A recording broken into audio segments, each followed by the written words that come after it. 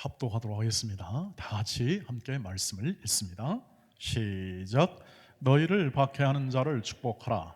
축복하고 저주하지 말라.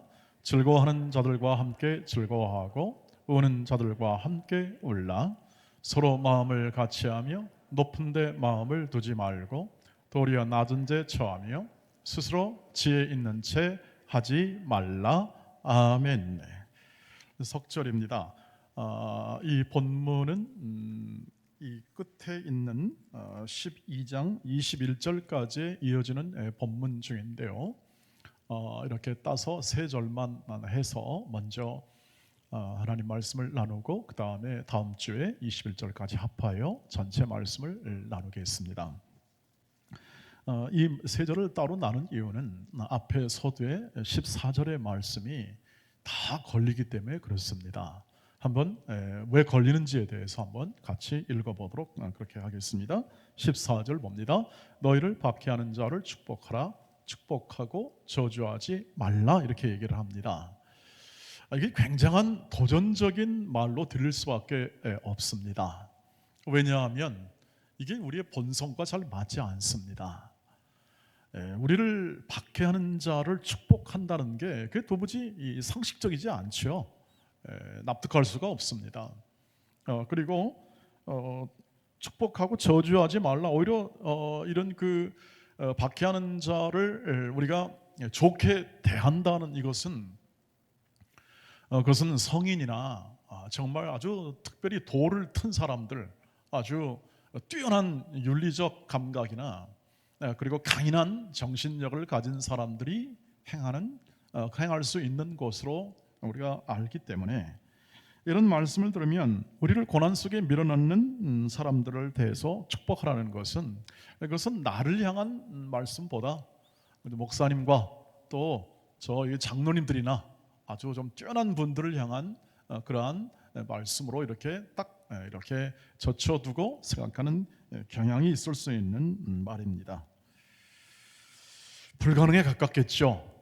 그리고 또 성도들을 박해하는 이 본문처럼 성도들을 박해하는 사람은 그건 잘못된 겁니다. 잘못된 사람들이고 또 잘못된 일을 행하는 것이 분명합니다.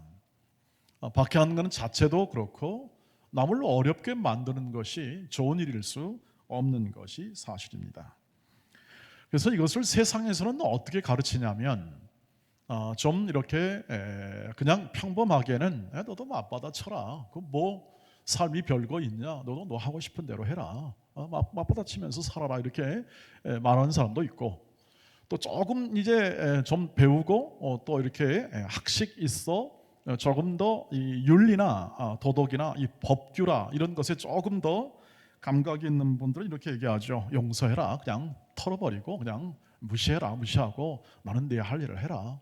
그래야면 네가 거기에 괜히 말려서 네가 박해한다고 거기서 똑같이 해가지고 네 마음도 상하고 네 삶도 어렵지 않겠느냐 이렇게 얘기를 해서 그것을 그냥 딱 끊어버리고 살라고 합니다. 이것은 세상의 지혜입니다. 지혜로운 일이죠. 용서하고 깨끗이 이렇게 딱 끊는 것은 굉장한 지혜의 일부 중에 하나입니다. 성경은 뭐라고 할까요? 성경은 이것에 대하여 어떻게 우리에게 요청하고 있고 또 이것을 어떻게 해결할 수 있을까요?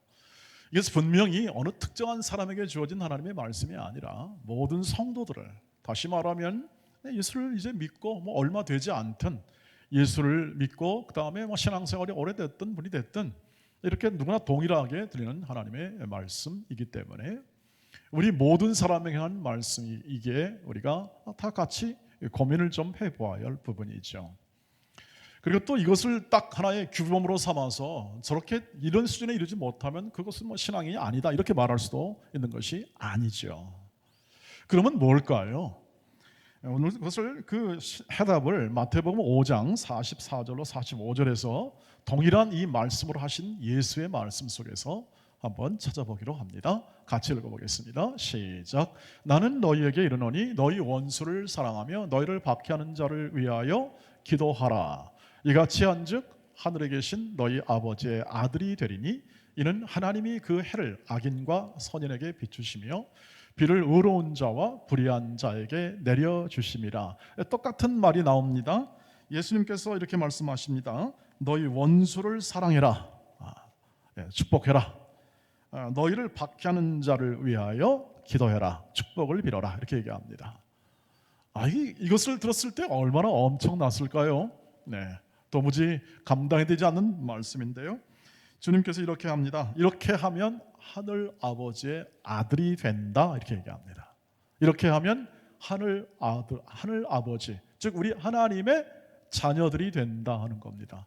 그런데 여러분 생각해 보세요. 우리가 이미 자녀 아닙니까? 이미 자녀가 되는데 뭘 또 자녀가 됩니까? 이렇게 행하면 조건으로 자녀가 된다는 뜻이 아니라 이렇게 행할 때 하나님의 자녀의 온전한 인격이 그 안에서 만들어진다, 이 뜻을 가지고 있습니다. 이렇게 한즉 하나님의 자녀의 성품과 인격이 너희 안에서 이루어진다, 이렇게 얘기하죠. 하나님의 아들이 된다는 것은요, 하나님의 자비로우심이 내 안에서 이루어진다, 이렇게 표현할 수도 있겠습니다. 그 뒤에 말씀이 바로 이렇게 말합니다. 하나님께서 이는 하나님이 그 해를 악인과 선인에게 골고루 비친다고 합니다. 하나님이 자비를 베푸실 때에, 은혜를 베푸실 때에 악인이라고 딱 잘라가지고 너 제외, 이렇게 하지 않는다는 것이죠. 이게 참 어려운 부분입니다. 우리로서는 잘 납득이 안 되는 부분이죠. 하나님이 이렇게 골고루 중요한 것은 다 아주 공평하게 다 주십니다. 이 말은 뭐냐 하면 하나님이 이렇게 편협한 하나님이 아니라 하나님은 넓디 넓은 자비를 가지신 하나님이심을 얘기합니다. 사람들은 이 원수와 그 다음에 축복에 대해서 이렇게 똑같이 이렇게 둘 놓고 생각할 만한 그러한 능력이 되질 않아요. 여긴 죽이려면 죽이지 뭘 그렇게 망설이냐 하는 말에서 알듯이 우리가 가지는 이 이해, 우리가 가지는 이 모든 삶에서 가지고 있는 이 감정을 축복하는 감정과 이 원수하는 감정으로서는 우리가 양립할 수 있는 능력이 우리가 가지고 있지 않습니다. 않아서 그것을 마음에 담을 수가 없는 겁니다.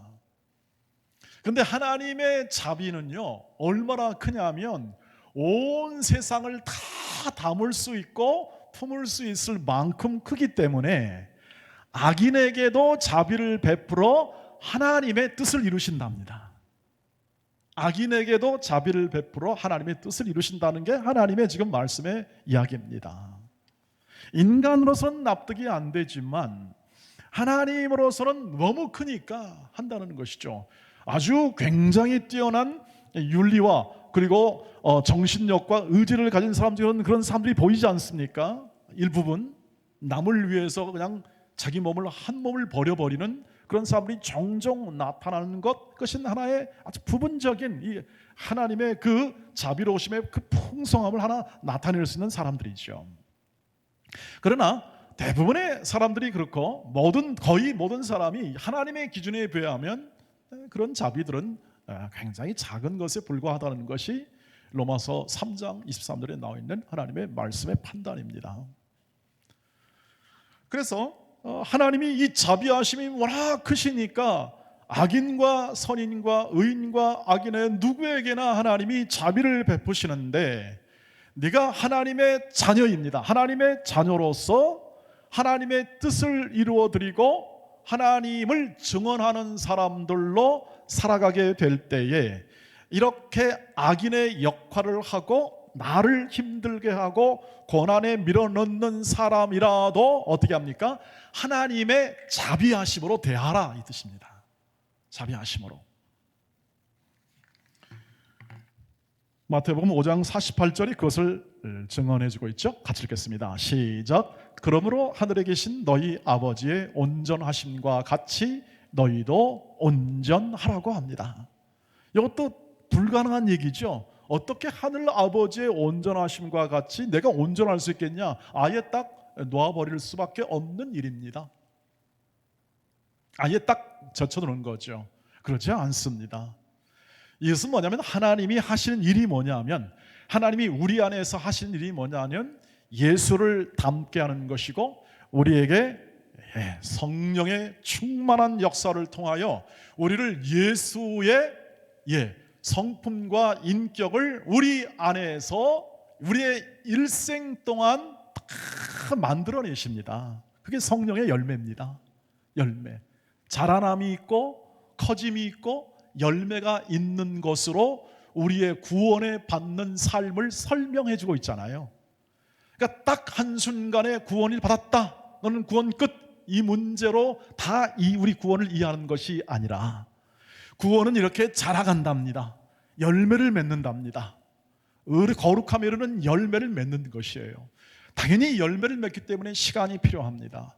그런데 그 열매의 핵심은 뭐냐면 예수 그리스도를 닮은 인격과 성품, 즉 온전한 사람으로 성령께서 우리를 키워내시고 인도하시니까 너희도 그것을 반영하여 의인을 당연히 사랑할 것이니와 이웃을 사랑하라는 그 계명 안에 담긴 그 사랑은 너를 핍박하는 사람과 너를 정하는 사람은 물론 핍박하는 사람과 어렵게 하는 사람에 대해서도 맞받아치지 말고 하나님이 너희 안에서 일하시고 너를 붙잡아 그 성품을 이루게 하니까 그 하나님의 뜻을 잘 분별하여 그 뜻을 따라 어떻게 합니까? 기도해주고 축복해줘라. 그 역할을 잘 감당하라 하는 권면과 요청이라고 하는 것이죠. 그래서 하나님의 온전하심에 이르도록 하나님이 일하시니 우리가 거기에 도달하도록 순종하고 그 자비하심을 따라 우리도 모든 이웃에게 언제나 사랑으로 대하고 그리고 그 하나님의 성품을 마음에 담고 그 성품대로 대하라 하는 것이 바로 악인에게도 그리고 핍박하는 자에게도 축복하고 기도해 줘라 하는 의미가 되겠습니다. 그렇게 할 때 우리 안에서 자라갑니다. 하나님의 사랑이 자라가죠. 하나님의 자비로우심이 자라갑니다. 실천하지 않으면, 행해보지 않으면 어떻게 우리가 깨닫겠습니까? 우리의 삶인데요. 신앙은 우리의 삶인데 실천하거나 우리가 행해보지 않고는 우리 안에 형성이 되질 않습니다. 우리의 구원은 말씀드린 대로 저 하늘에서 하나님이 구원해서 쫙 이렇게 끝나는 게 구원이 아니라 오늘 이 현실에서 하나님이 우리를 모든 조건과 환경과 삶의 정황 안에서 우리를 키워내시는 겁니다. 그것이 어디든 그 삶의 현장이 어떤 조건이든 우리의 삶에서 어떤 사람은 그래서 더 힘든 조건과 환경 안에 있고 어떤 사람은 좀 덜 힘들고 좀 평안한 환경 가운데 있으나 동일한 모든 이 하나님의 인도하심, 하나님의 위대한 자비와 사랑 속에서 우리는 그 세움을 받아 살고 있는 것이 우리의 신앙생활입니다. 그 신앙생활이 나타나게 될 때 그것은 하나님의 자비로 나타나게 되고 하나님의 용서로 나타나게 되고 하나님의 모든 이 관용으로 나타나게 됨을 성경이 집중적으로 얘기하는 것이 바로 모든 서신서 안에 담겨 있는 내용이죠. 그래서 그 자비하심으로 나타나는 삶의 가장 중요한 것은 그 다음 절에 이어집니다. 곧 15절로 나타나게 되죠. 같이 읽겠습니다. 시작. 즐거워하는 자들과 함께 즐거워하고 우는 자들과 함께 울라라고 됩니다. 따뜻한 겸손과 온유로 함께 해주는 것입니다. 우리가 하는 사랑의 행위 위에서 기도하고 그리고 또 함께 축복을 빌고 함께 같은 이 저주의 말로 같은 맞받아치지 아니하고 이렇게 하는 그 삶의 조금 더 구체적인 표현은 뭐냐면 바로 즐거워하는 자들과 함께 즐거워하고 우는 자들과 함께 즉 함께 이해하고 포용하고 함께 따뜻한 동행하는 것이 바로 그 사랑의 구체적 표현이 됩니다.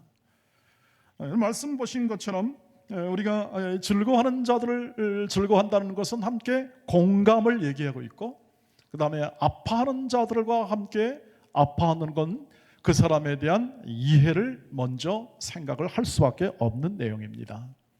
그것은 하나님의 자비하심으로 내 인생과 내 삶이 빚어지고 있다고 믿는 사람들이 이 자리에 갈 수 있는 것이죠. 사람들은 손해보기 때문에 그러지 않습니다. 사람들은 이 이익과 손해로 생각을 합니다. 그러나 예수 믿는 사람들의 생각은 하나님의 자비하심입니다.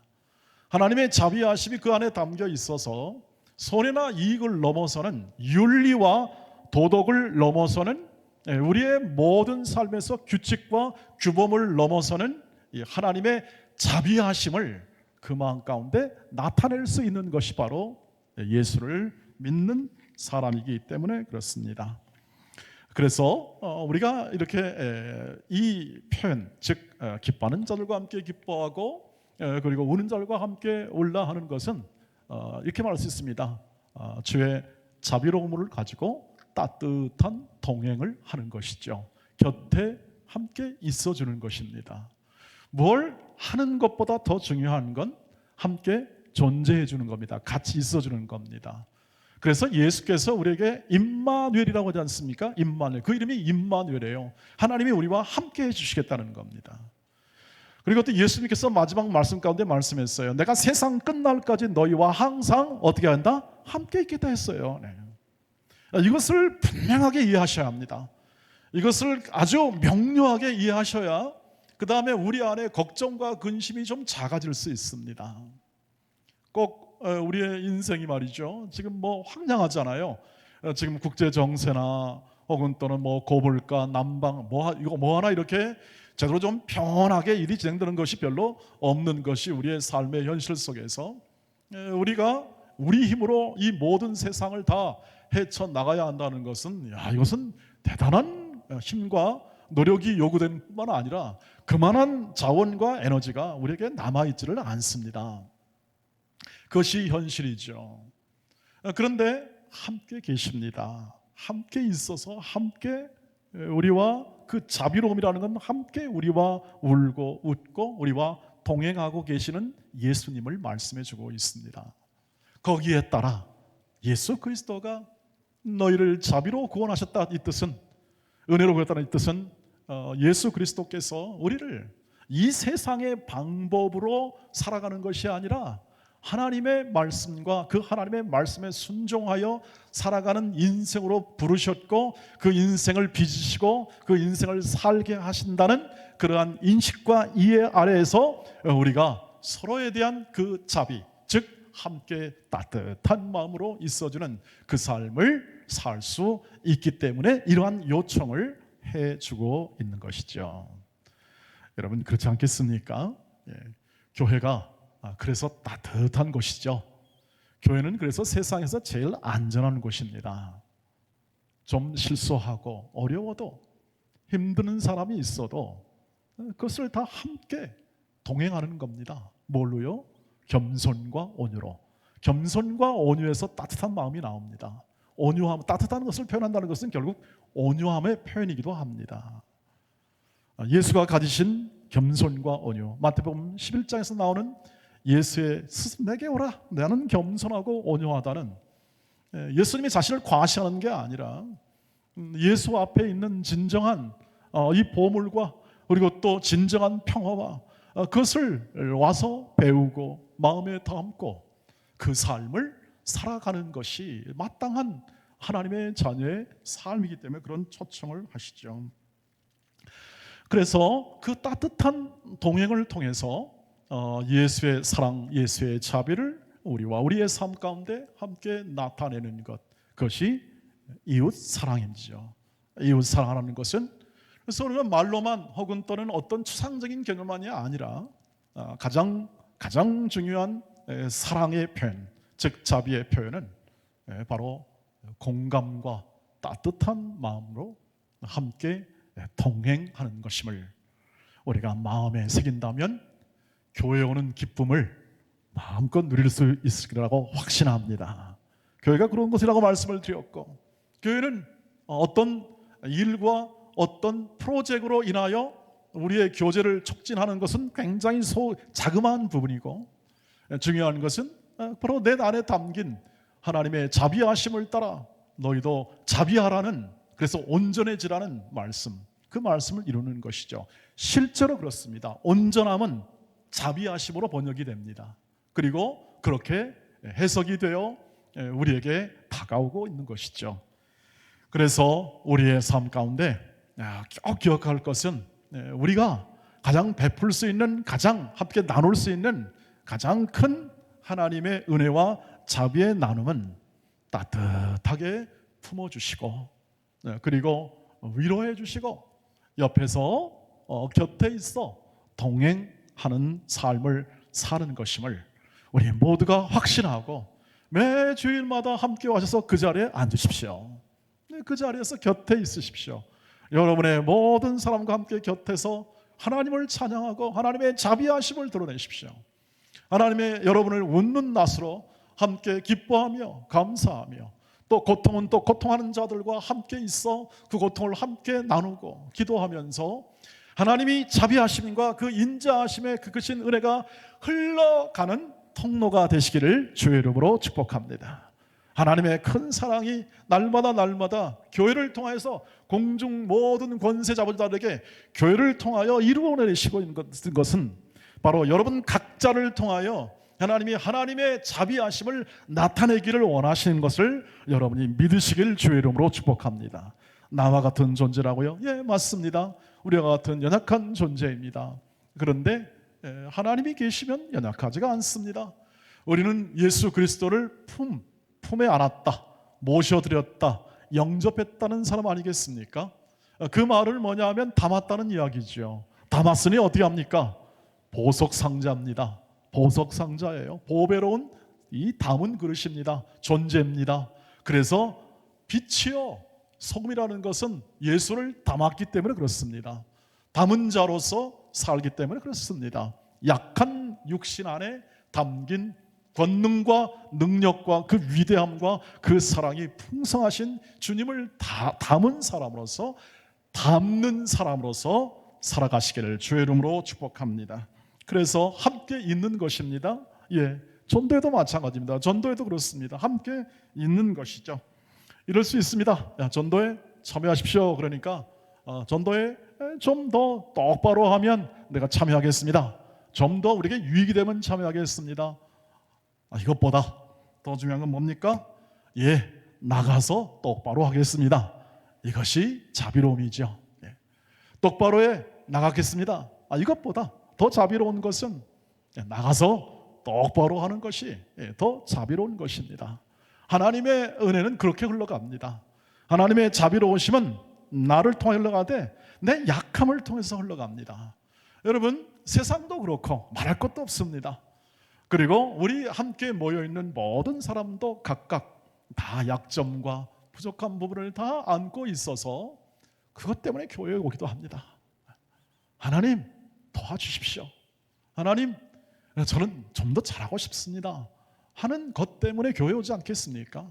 똑똑하고 잘나며 또 스마트하고 모든 걸 다 할 수 있는 사람이 교회를 잘 나오질 않습니다.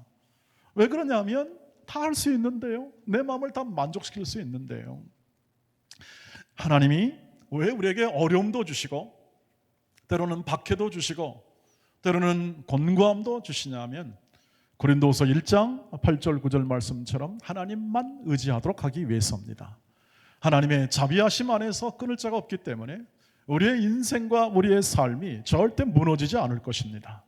우리의 모든 삶은 실패로 귀결되지 않을 것입니다. 확신하시기를 바랍니다.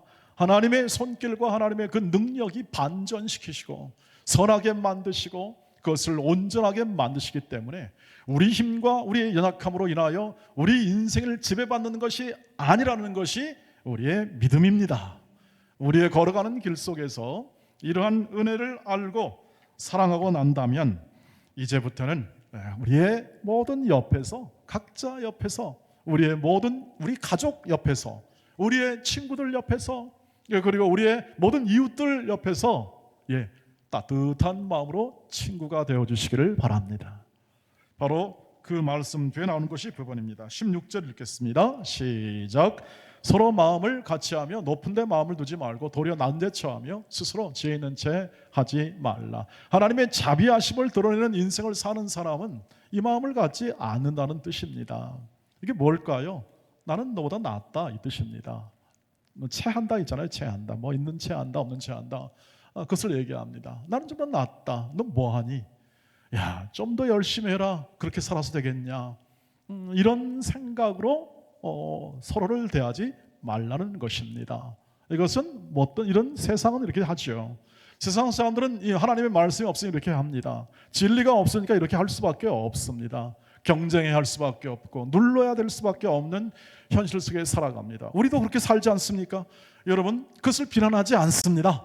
우리의 이 현실 속에서 살아가는 그런 삶을 사는 사람들을 하나님은 비난하는 것이 아니라 우리 보고 그렇게 하라고 합니다. 그런 사람들 옆에서 친구가 되어주라고 합니다. 그런 사람들에게 버팀목이 되어주라고 합니다. 비난하고 저주하고 악담하는 것이 아니라 우리로 하여금 하나님의 자비하심을 나타내라고 합니다. 그러니 어려운 일이라는 것을 말씀을 드렸고, 그러나 성령께서 하신다는 일이기 때문에 우리가 가치 있고 의미 있고 우리를 세워내는 일이라고 말씀을 드렸습니다. 좋은 친구가 되는 것, 그것은 인격과 인격의 만남이기 때문에 가진 것, 우리가 얻는 처한 조건에 의하여 친구가 형성되는 게 아닙니다. 예수께서 이렇게 말씀했습니다. 오늘 요한복음 15장 16절에서 이제부터는 너희를 종이라 하지 아니하리니 종은 주인이 하는 것을 알지 못함이라. 너희를 친구라 하였노니 내가 내 아버지께 들은 것을 다 너희에게 알게 하였음이라. 종과 상전의 관계가 그 당시에 일반적인 관계였죠. 그런데 그 관계로 우리를 부르지 않습니다. 친구로 부르십니다. 친구는 조건과 자격의 문제가 아닙니다. 우정이죠. 우정은 하나님의 사랑의 반영입니다. 인간 안에 담긴 하나님의 사랑의 반영입니다. 여러분, 그렇게 주님이 우리를 불렀습니다. 그리고 우리를 그렇게 키워내십니다. 당연히 우리를 까다롭게 하는 사람, 어렵게 하는 사람에게도 우리가 하나님의 자비로우심을 나타낼 수 있는 근거는 바로 여기 있습니다.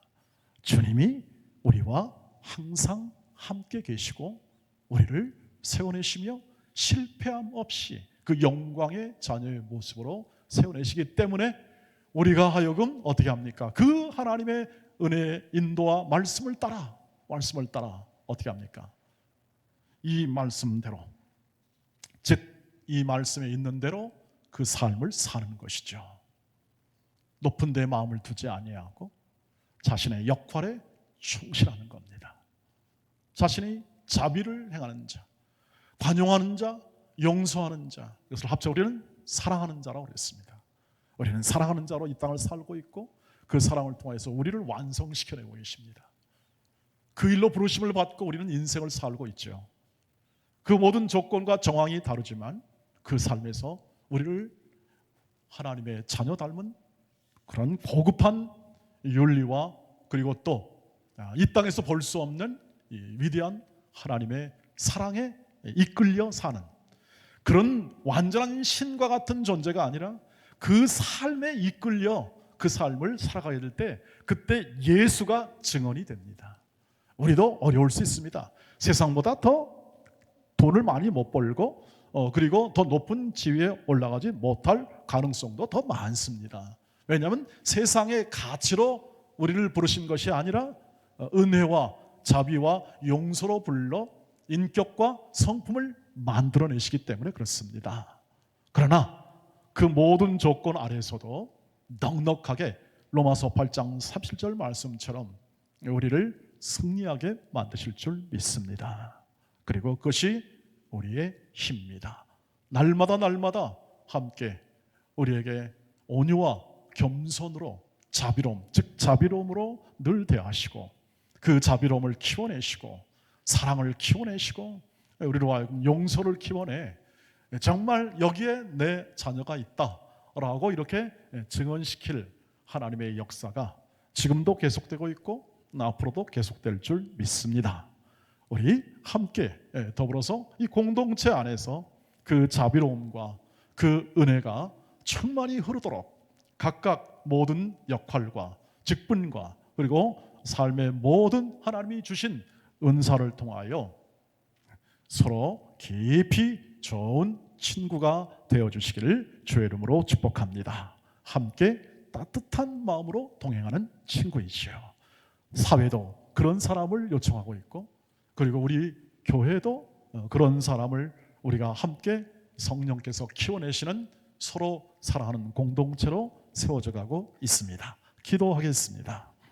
자비하신 하나님, 놀라우신 하나님의 큰 사랑에 힘입어 오늘도 우리가 원수라도 사랑할 수 있는 하나님의 자비하심 안에 풍성하게 저희를 세워주시옵소서. 우리의 마음 안에 담긴 하나님의 위대한 사랑을 마음에 풍성히 담고 오직 진리의 말씀을 따라 하루하루를 순종하며 따뜻한 마음으로 서로를 격려하며 위로하며 좋은 버팀목이 되게 하옵소서. 저희를 향한 하나님의 놀라운 계획을 마음에 담고 각 사람이 온전히 자신보다 더 남을 낮게 여기고 그리고 따뜻한 마음으로 동행할 수 있는 멋진 사람들로 동행하는 인도자로 세워주시옵소서. 예수의 증언으로 세우시는 주 예수 그리스도의 이름으로 간절히 기도하옵나이다. 아멘. 아멘.